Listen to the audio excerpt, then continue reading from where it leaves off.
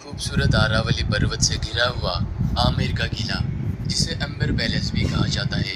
इस किले की नींव मिर्जा राजा मानसिंह प्रथम के द्वारा 1589 में रखी गई थी। और राजा मानसिंह जी मुगल बादशाह अकबर के दरबार में सेनापति के स्थान पर थे और इस आमेर किले के अंदर राज परिवार के लोग रहा करते थे।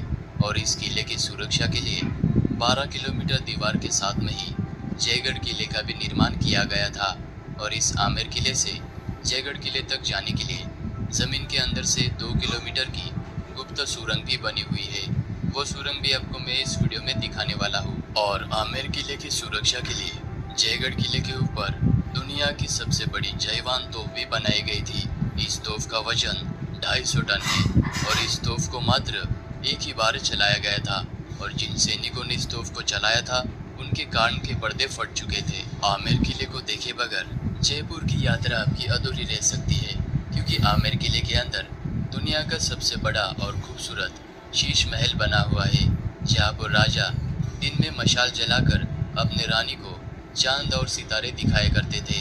और यहाँ का पानी गर्म करने की टेक्नोलॉजी और यहाँ के पुराने ज़माने के शौचालय और दीवारों पर बनी हुई 24 सोने की पेंटिंग्स क्यों न हो, ये आमेर किला अद्भुत वास्तुकलाओं से संपूर्ण है। आमेर किले तक आने के लिए आप अपने निजी वाहन के द्वारा सीधा किले के प्रवेश द्वार तक आ सकते हैं, या फिर आप हाथी की सवारी करते हुए भी किले में आ सकते हैं।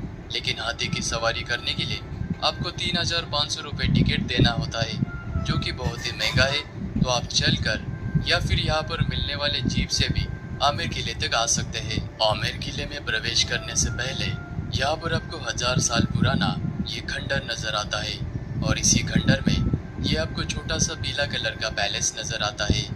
इसी जगह पर महारानी जोधाबाई का जन्म हुआ था।